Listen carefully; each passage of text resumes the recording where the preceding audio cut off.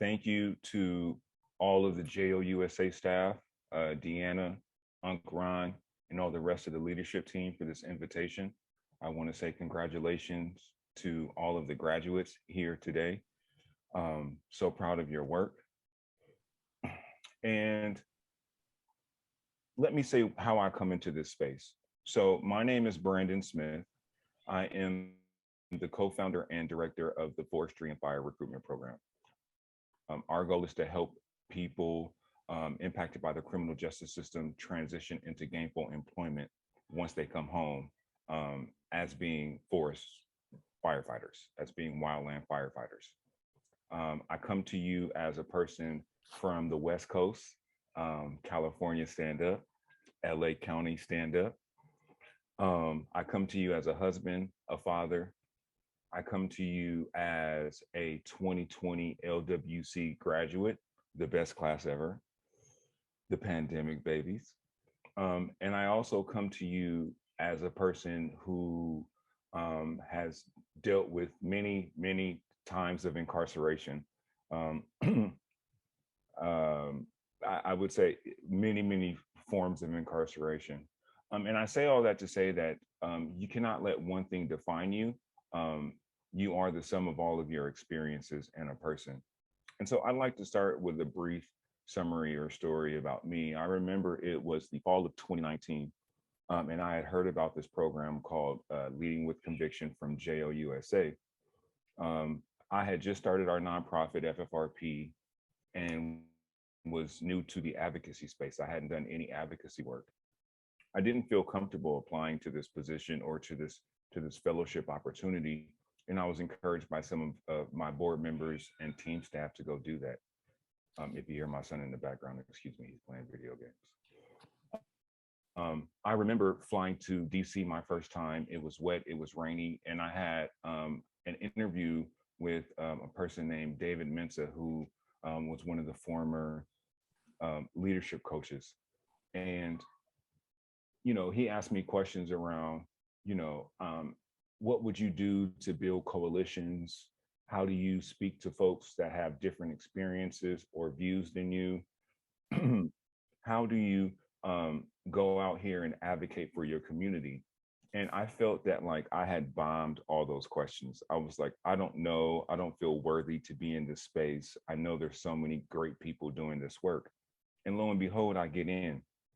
And then fast forward to the winter of 2020, it was our first convening at John Jay College. I had just bought a brand new suit that was so fresh, it still had the seams in it, and somebody had to help me out to take the tag off. And I felt that I was on the low totem pole of all of these leaders. And then we had our session. And I just remember there was this story around the lion in the cage, right? I'm not sure if you all are familiar with that, but the lion that is so used to its conditioning that the lion did not want to walk out the cage and live on their own. And that really sat and identified with me. And at the end of the session, I had grown to have love, friendship, camaraderie with all of the folks within our cohort.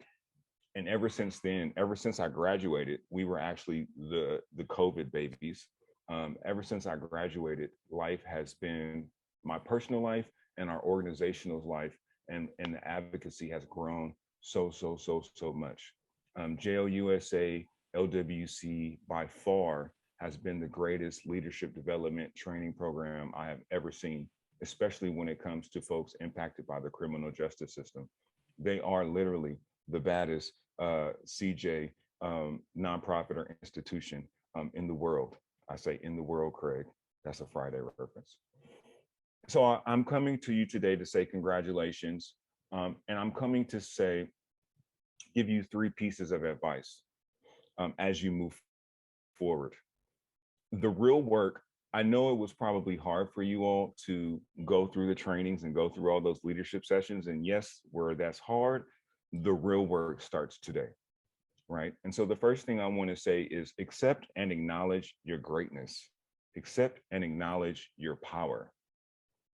We are not, for those who have been incarcerated or for people who have close ties to impacted people, We are not ex-cons. We are not felons. We are people. We are people with shared lived experiences.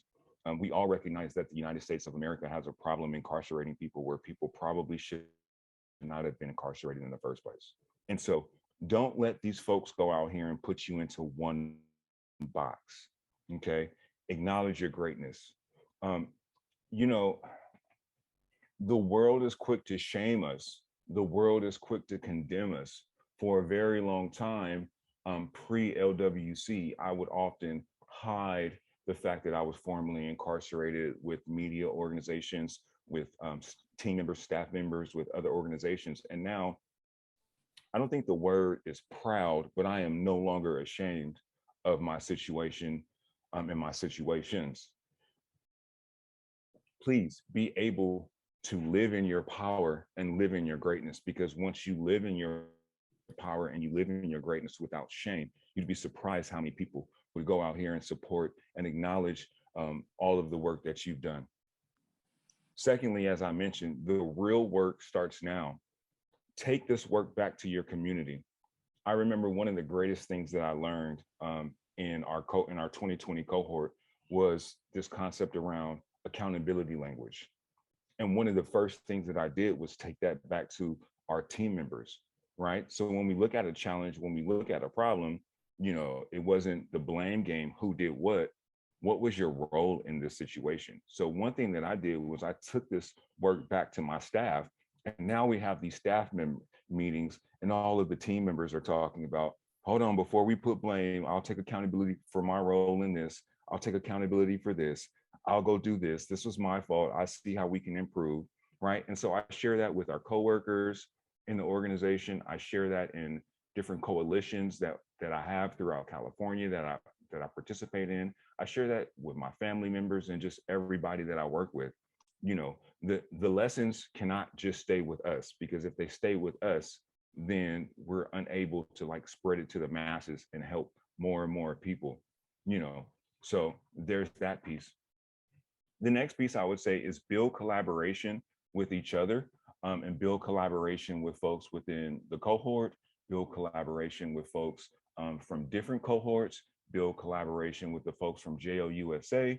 I say JOUSA has been extremely helpful to push the cause that I fight for, which is specifically currently and formerly incarcerated people deserve the opportunity to utilize the skills that they have once they come home so that they can have gainful employment for their families and their communities.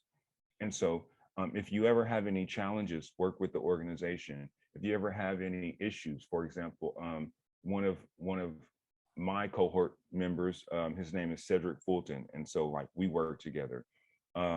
Sue mentioned Teresa Hodge, so we work with R3 Score to figure out like new different forms of credit scores and recidivism information. Um, Doug Smith. Um, we've actually taken a small version of the JOUSA LWC, and now we are giving some of that information to our current participants who are trying to be firefighters. And one of the things is, as Sue mentioned, is just the tip of the iceberg. Together, we can go reach this goal of half by 2030. Together, we don't have to be the folks all on the TV, all on the news. We don't have to be the folks that are the politicians. All of us together on multiple levels come together to go meet this goal. And however we can come together to meet this goal, let's go meet this goal. If you have information on funding opportunities, share it within the network. If you have opportunities to go advocate or build coalitions together, do that. If you have opportunities to build new forms of programming to help justice involved people, go do that. Never hesitate to reach out to all of us, including me, on your stresses, your challenges, and also to celebrate you.